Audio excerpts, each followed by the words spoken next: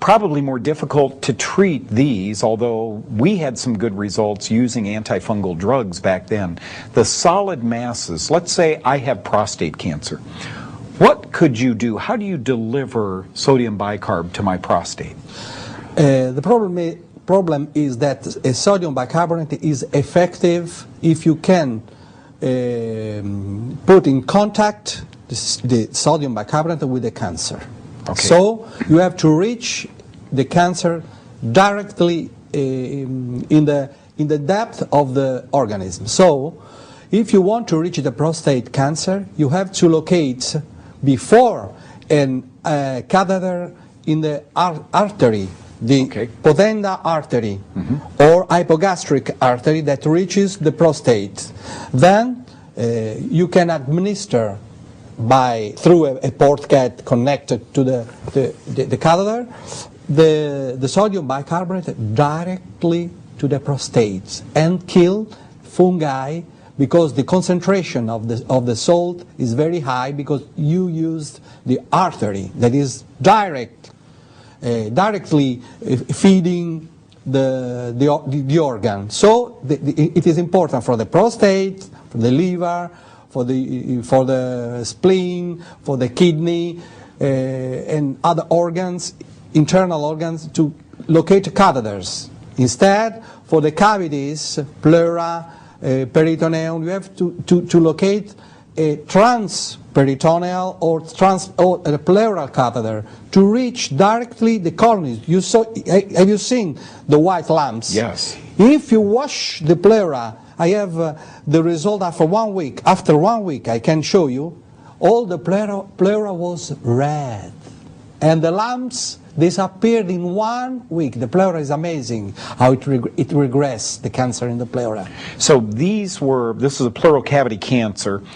In those cases, catheters are needed. I can see a whole new business being developed by making catheters specific to this. One thing that overwhelms me as you're talking is the safety and the simplicity of this. Can we talk a little bit about the way I ended the last segment? We have surgery, probably a good idea. If I had a lump in my body, I'd probably have it taken out. But in America, you have to sign, once you get the lump out, that you will take chemotherapy and radiation. As I referenced, I don't need to. It's all over the United States. It's in the medical journals. Chemotherapy and radiation are carcinogenic. They can cause cancer. This therapy that you're talking about, sodium bicarbonate delivered via a catheter to a tumor site, where's the harm? It seems very, very harmless. They're not potent, dangerous medicines. No, it's not dangerous, because there is a remote possibility of infection. But there is the life on the other hand. And then there are some type of cancer, breast cancer doesn't need of the catheter, bladder cancer, brain cancer. Breast and bladder cancer with the sodium bicarbonate can heal in 99% without surgery, without chemotherapy, without radiotherapy, and let the organs there. Softly you can remove the cancer just with local infiltration or ureter catheterization. So it's very simple. It's a harmless. This is amazing. You're saying a urethral catheter can deliver sodium bicarb to the bladder. Yeah. Are you saying with breast cancer, a little incision, squirt? 6 days, everybody heals. 6 days, the breast is spared. I don't know why you don't try. Have there been... Therein lies the question, because did you ever see the ad, folks, on TV where the guy at work says, where are we going to lunch? Same place, same thing. We're creatures of habit in America. The doctor said I have cancer, so I do. The doctor said to take chemo, so I do. We need to start thinking a little bit out of the box. Dr. Simoncini, I need to ask you a question. You're an oncologist. You went through all of this medical training, and before that, medical school. You learned the way the big companies wanted you to learn. When was the epiphany? When did Dr. Simoncini say, go home and say to his wife, oh my gosh, I have discovered something amazing. When? It was a long time ago, but the first step is that when I was at the first lesson of histology, and the professor told us, the big professor, the cancer is a mystery. So I thought, they are stupid. You are in this century plenty of marvelous things, and cancer is a stupidity, is a mystery. And then I studied, and the more I studied, the more I understood the stupidities. This is the first step. Then I criticized at once, because if a man, normal person, read 1, 2, 3 chapters, and at the end of the chapter there is the dark. A normal person would say, this is a stupidity, but we have the research, I don't care. But we have the devices, I don't care. What are you doing if you don't know where you have to go? This is the first step. Then I prayed the Lord, please give me a light, because I see terrible sufferings. I was in a pediatric oncologic ward, and all the children died from cancer. And I prayed, and Lord gave me because I was looking for the truth, but in the suffering.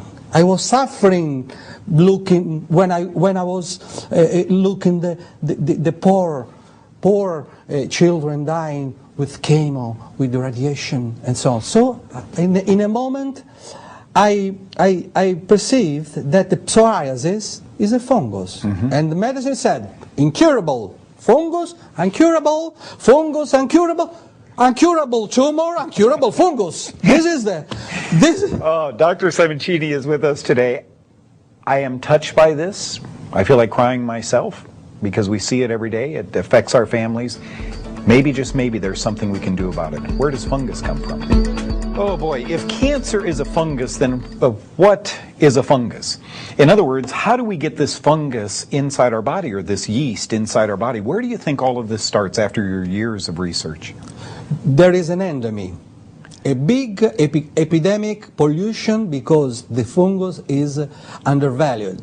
But it is undervalued because it is not understood. So when something is difficult, the scientists say, oh, it is always in the cancer patients, but there is a big pollution. No, you have to know that in the Japan, there are 15 million people with the fungus in the tools. Onychomycosis, yeah. 15 millions in Japan. In Japan, just how many people you can see with fungi, with the psoriasis and so on? This is the illness of the second millennium. So many other pathologies are made by the fungus. Multiple sclerosis. I agree. We have published that. Lateral sclerosis, amyotrophic lateral sclerosis. ALS? Yeah, they are all fungi. Yeah.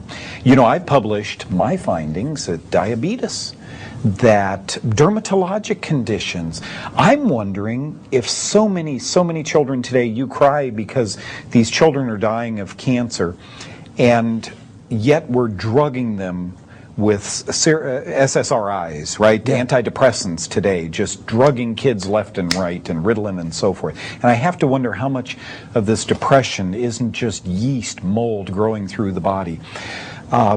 Finally, you give us hope. You won't find many television companies that will allow this, and I'm sorry, from my heart, I have to tell you that we have let the American public down by not getting this information out to you. Do you see, when I started this show, 12, 15 years ago, know the cause, how important it was? Did you see the cancer today on the screen? Have you ever seen cancer before? Did you know cancers are white? Now you know why. Cancer is a fungus.